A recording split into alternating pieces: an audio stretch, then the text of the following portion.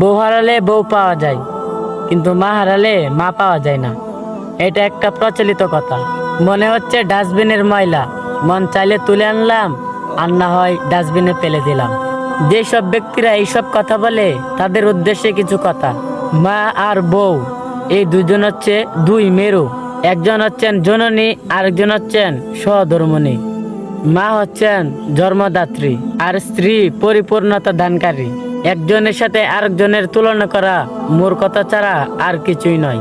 আপনাকে ছাড়া আপনার মা যেমন অসহায়, ঠিক তেমনি আপনার সন্তান তার মা ছাড়া খুব অসহায়।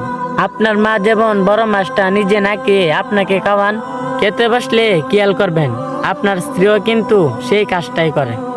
আপনার কিছু হলে আপনার সৃষ্টিকর্তার কাছে আপনার মা ছাড়া কেউ আঁচল পাতে না। আপনার মৃত্যুতে আপনার মা যেমন হবে তার ছেলে হারা, ঠিক তেমনি আপনার স্ত্রীও হবে তার সঙ্গী হারা।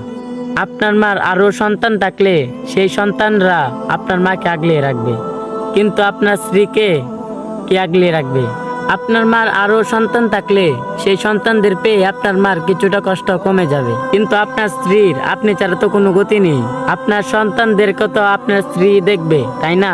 আপনার মা অন্য সন্তানদের সাথে বাকি জীবনটা কাটিয়ে দেবে, কিন্তু আপনার স্ত্রী কি নিয়ে বাঁচবে? আর সন্তানদের কি ভবিষ্যৎ হবে? আর এই সন্তানদের দায়িত্বই কে নেবে?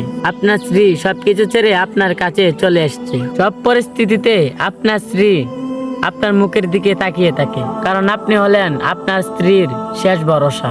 তাই একজনের সাথে আরেকজনের তুলনা করবেন না, কারণ দুইজন দুইজনের জায়গায় শ্রেষ্ঠ।